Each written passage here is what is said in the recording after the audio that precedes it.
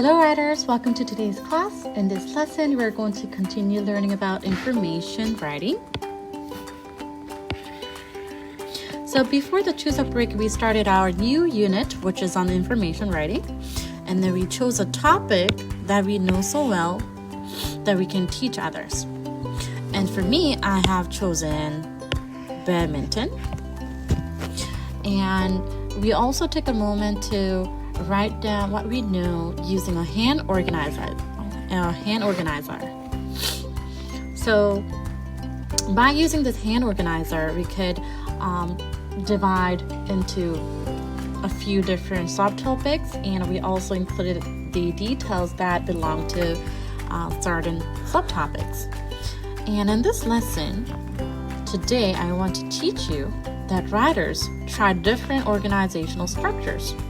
So it's not just the hand organizer that we know. The writers, they actually explore a few different structures, noting how those structures affect the way they think about a topic. So today I'm going to teach you 4 more ways to organize and structure your information. And the first one is boxes and bullets.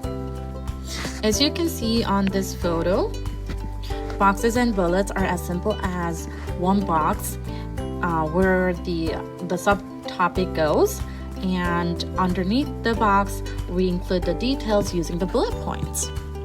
So for me, I have chosen equipment as one of my subtopics. So first I need to draw a big box, and inside this box I'm going to write down equipment because that's one of my subtopics. So writers, I'm going to ask you to take out your writing journal and write down today's date and start writing information, organizing information using boxes and bullets. So here's my sample.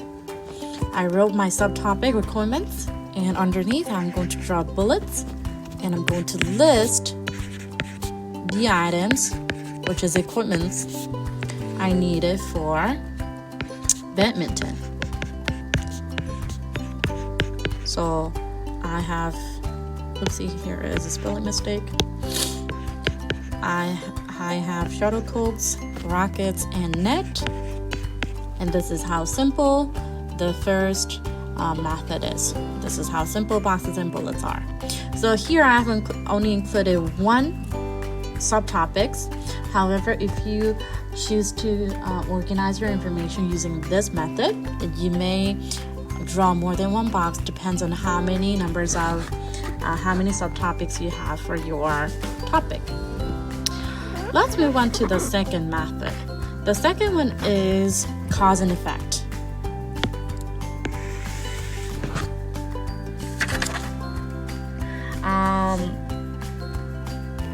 For some writers, it might be easier to look at this as problem and solution. So when we read a story or a book, we know there is a problem in the middle of the story, and then there is always a solution, often at the end of the story. And cause and effect is pretty similar to problem and solution. So when you look at this chart here, cause and effects, we often write this in if and then statements. So for me,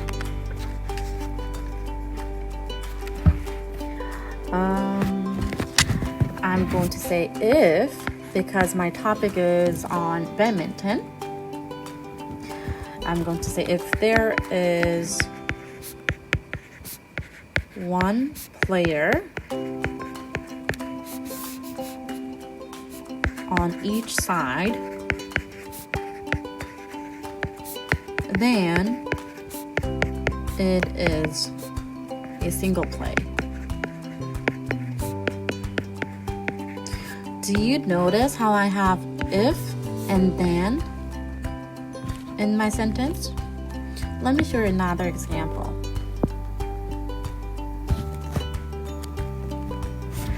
If a team or a player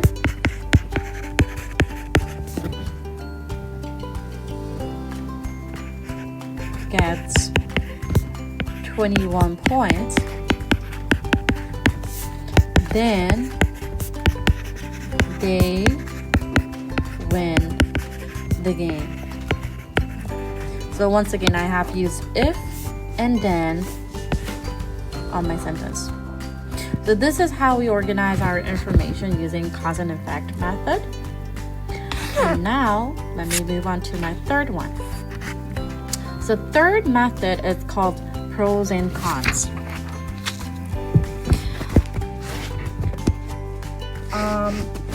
There might be some topics that it's hard to think of pros and cons, and which is the case for me. It's hard to think of pros and cons of badminton as a whole topic, so I need to think. The pros and cons about what part of my topic?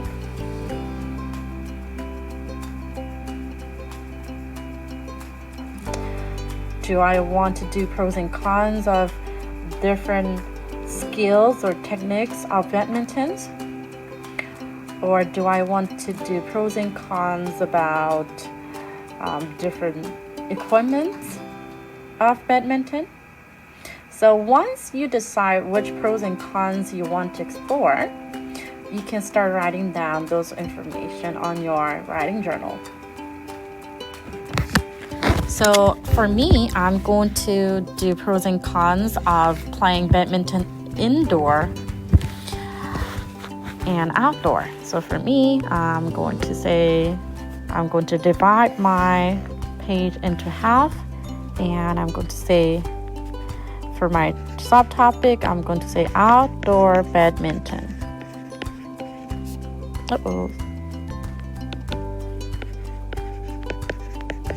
And this will be pros, and this will be cons. And I'm going to say for pros, it's fresh air. Could be more spacious. However, for cons, possible distractions like wind, sun, other animals, and also for cons, I can say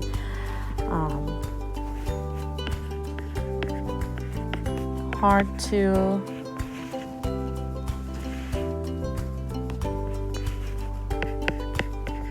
play on a grassy field. So I want you to choose one subtopic in your topic and list the pros and cons about the subtopic that you chose. And let's move on to the last method, which is compare and contrast. So for this one, we're going to actually compare and contrast your topic with another topic. So for me, I'm going to choose, and I wonder if any of you still remember what Venn diagram is. And I'm going to draw the Venn diagram, and that's two circles that overlaps like this. And then we put similarities here and differences here. And my first topic will be badminton. And I'm going to compare this with